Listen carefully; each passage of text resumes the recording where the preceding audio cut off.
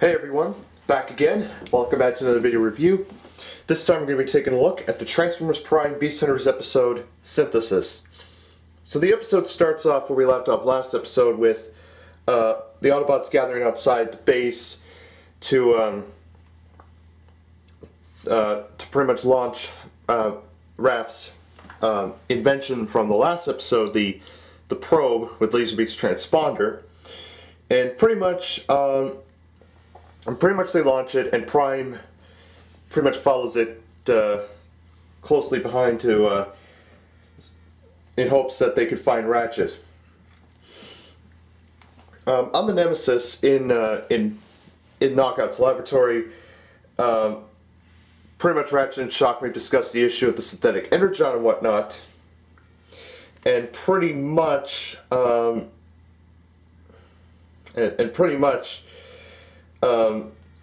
it will be able to bomb a CNA to create a stable form of cyber matter, pretty much. Ratchet is about to change the topic of conversation, but then Knockout and Soundwave quickly change subject. Meanwhile, the Autobots continue to monitor Optimus and the probe at base, and Jack wonders what will happen if when the Decepticons pick up Laserbeak's signal. And Raph states that they're counting on Optimus to make visual contact with the Nemesis before that happens. Back on the Nemesis, Knockout just complains about being an assistant to Shockwave's project, and then he fetches a CNA sample from one of Shockwave's cabinets, but he doesn't notice there's a second jar that falls over and prevents the sliding door from closing. But Ratchet is able to pretty much get the jar out of its situation, and also while distracting Knockout in the process. Megatron, meanwhile, is watching a simulation of Earth's cyber formatting, and then Soundwave alerts Megatron that Laserbeak's signal has been detected outside the ship. Megatron states that it could be a trick from the Autobots, suggesting that Starscream failed to destroy the base, which obviously that happened. Meanwhile, Ratchet is able to complete the synth-N formula in the lab, and then Megatron reports that reports to Shockwave that the final stages of the Omega Lock assembly is complete. Well, he wants Shockwave to assist Megatron in the final stages of the Omega Lock assembly. My bad. And then Ratchet realizes that he cannot not allow Megatron to possess the formula, so pretty much he deletes it from the computer, setting off an explosion, and then pretty much that distracts Knockout to contact the Vehicons to help extinguish the blaze, and then Ratchet is able to transform and drive away thanks to the smoke. Optimus is still following the probe up until Starscream appears and starts attacking him along with a squadron of Vehicons. Optimus is able to shoot off the Vehicons, pretty much kill the flying Vehicons, and tries to kill Starscream. Back in the Nemesis, Knockout alerts Megatron that Ratchet escaped, and then Ratchet continues his escape up until Megatron stops him in his path by just pretty much stomping on him, essentially while he's in vehicle mode, which is pretty Ratchet warns Megatron that if he kills him, he'll never get the synth-N formula.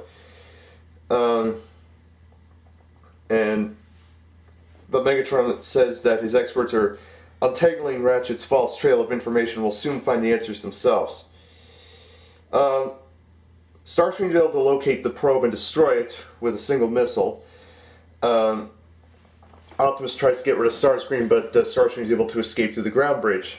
Well, his own ground bridge, shall we say. Leaving Optimus alone with no trail to follow. Knockout retrieves the Ratchet's stolen sample of CNA, and Shockwave confirms that the stability of the synth-end formula is pretty much stable with the aid of hyper-acceleration technology. It won't take long to begin the production and stuff. And then Megatron fulfills Predaking's promise from the last episode by pretty much taking Ratchet to his section of the base, and Predaking starts beating the crap out of Ratchet. And then Shockwave begins the synthesis of the cyber matter, and Megatron orders the Megalot to be moved into ready position.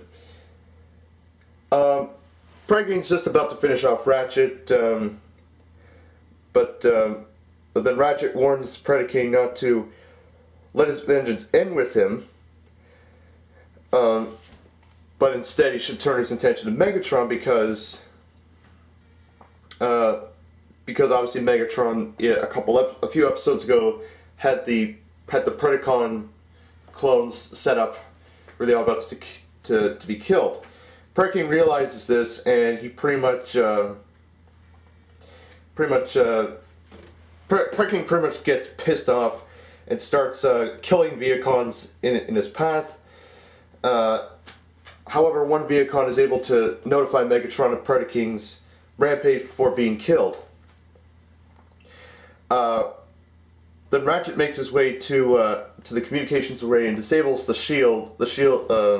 cloaking shielding technology on the Nemesis, and contacts Optimus and the Autobots. And then Ratchet tells them all that Megatron has a working Omegalog and is about to cyberform the planet. And then Ratchet pretty much deactivates the shielding on the Nemesis, allowing the Autobots to board the ship via their ground bridge. Optimus states that they must take on the Decepticon warship no matter what happens. Something like that. Then Megatron, followed by Starscream and Knockout, they head for the ship's vault to acquire the Dark Starsaber, which I'll get into that at the end of the review. So, as they're heading to the vault, they're interrupted by Predaking, who pretty much tosses a Viacon in their direction. Knockout pretty much heads to the vault to acquire the Dark Starsaber, while Predaking questions Megatron about truly planning the destruction of his army. Megatron says he did, and his only mistake was not including Predaking in the destruction, essentially. And pretty much they start battling. Megatron kind of gets the upper hand, and then Starscream pretty much shoots Predaking in the back, obviously to get his attention, allowing Megatron to pretty much throw the Predacon into an extra room, essentially. Well, not an extra room; it's more of a containment unit. And then pretty much Megatron opens the door, which pretty much sucks everything, which pretty much is sucking everything out. And then Megatron shoots at Predaking, causing him to fly out of the Nemesis and into wherever he's going to. At the end of the episode, Knockout arrives with the Dark Starsaber, just as a Viacon is reporting that the Autobots are attacking the ship. Megatron gets this Dark Starsaber and tells the Decepticons to prepare to make their last stand. And that's the end of the episode. Overall, it was interesting, though my only thing with the episode was, I honestly thought that in the Season 2 finale, in Darkest Hour, that the Dark Starsaber was destroyed when Optimus Prime sliced his makeshift arm off. That's what I thought. But obviously, somehow the Dark Star Saber survives to this point, and we never hear of it again after the season 2 finale up until now. Okay, that... Anyways, it does make a point, though it kind of brings up, okay, how's Prime going to fare Megatron in the finale? Because pretty much the Star Saber is pretty much gone. The Forge of Solus Prime's gone, but they could... You never know. Like I said in I believe it was Evolution. I can't remember which episode. But pretty much, those two weapons could come into play in the season finale, or in the epic finale, which I'll get to at a later date. So anyways, overall, wasn't a too bad episode. It could have been better. It was epic nonetheless. So anyways, that is my video review of the Transformers Prime Beast Hunters episode Synthesis. I will see you all very soon. I'll be back as soon as possible in the next video. And yes, so take care, see you soon. Have a great day, and I'll catch you all later. Bye-bye.